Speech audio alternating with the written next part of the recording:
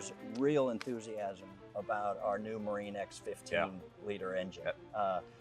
We introduced it for commercial marine applications earlier in this year, and in fact, right behind you, Greg, we're displaying this here at the Workboat show this year, and we're excited about that. For our non-North American customers, we have introduced our IMO 3 QSK 60-liter marine engine, which has been extremely well received. In our North American market, we are today talking to our customers about both field tests and market trial opportunities for our Tier 4 ready Marine QSK 38. We're also showing at our booth here at Workboat our QSL 9-liter engine, which we have in a barge pump unit application. And finally, our C-Pro branded Stage 1 fuel filters. The thing that we may be most excited about, and certainly maybe our most innovative move, is that we now have a virtual experience, a virtual reality experience that we're offering our customers. So here in our booth this year, our customers can come and actually in a virtual way enter into a tugboat engine environment and try their hand at installing one of our new Tier 4 QSK 38 with SCR while in the engine room. And it's a lot harder than it was a humbling experience watching people do that yesterday, Jim. Yeah, that's great. That's great. It is exciting to see all the new products on the floor, and it got really good traffic yesterday on the first day of the show. So that's super good. So Greg, if perhaps we can now shift and go back into the market and back to the super hard work of all the people on our team and talk a little bit about our accomplishments this year in terms of wins in the market. Yeah. Jim, that's the hardest question you've asked me all morning, man, because we've actually had an awful lot of big wins in the last year.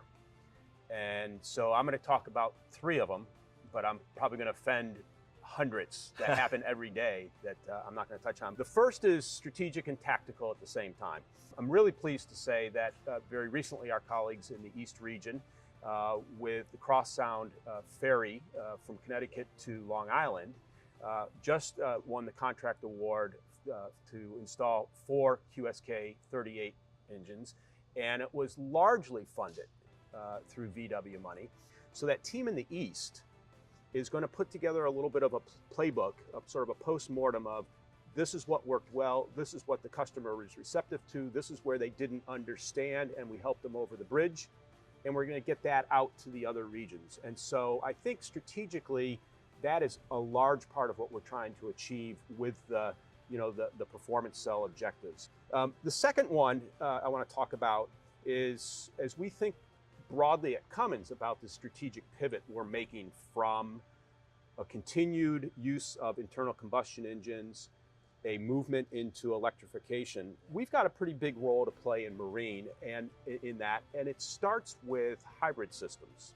And so one of the big wins that we had recently was down in the San Francisco Bay Area with our good partners, All American, was with the boat builder, BAE Systems. And we came in with a 9-liter engine solution, twin screw, and powered the Anhydra, which is on the West Coast, the first passenger ferry powered with a hybrid system. And we're real excited about that. It's getting a lot of press with BAE and good builders like All American. We can also get the US Battery Systems team in there and get the controls. So we did engine, harnesses, and control panels on this job, and it was a big deal. First entry passenger ferry, so that was terrific. The third one I want to highlight, Jim, isn't product-based, and it's not product-based, it's service-based, and I want to highlight that because, as you know, that's one of the areas that we're emphasizing in the performance cell, and frankly, one of the areas with one Cummins common ownership that we have a competitive advantage. We can go to our major customers and say, we can treat you well in Vancouver, British Columbia, Seattle. So our platform of service should be a competitive advantage for us. Completely agree. One of the areas where we've been weak historically is in the Great Aleutian Chain of Alaska. When I moved out to Seattle, I learned that there was more coastline in Alaska than in the lower 48. We opened up in Kodiak Island about a year ago, and our next big coup was very recently. We opened up 1,200 miles southwest of Anchorage, like out there, like you're almost touching Russia at this point. We made that investment. It was a tough one to do, but we're already seeing some good reception from that. Some of the larger processors are talking to us now where they used to just talk to the other guys. What are your expectations for the team for the show here, and what do we think we're going to do? Excellent. Yeah. Excellent. I would say that while we're here at Workboat, our number one objective is to talk with our customers. We're here to engage and bring to them the strengths of Cummins. And our primary objective is to understand how we can leverage Cummins' strengths and our products, our people, and our solutions to help them run their marine businesses more efficiently and more effectively.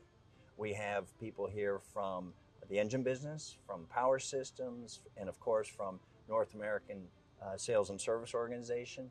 We also have people from Cummins Filtration, Cummins Generator Technologies. So together, this is an opportunity for us to spend time with one another, collaborate, learn other ways we can leverage each other's strengths to win in the market. Yeah, it's been a great first year. I've enjoyed working with you on it. You and I each have great teammates that are on the cell, and they do really good work. And so I really appreciate your effort in making this a success. Likewise, Greg. I really appreciate everything that you do, and I appreciate everything that those of you who are watching do for our marine business. We're going to have a great show. We've had a terrific year, and we're going to have a super strong 2019.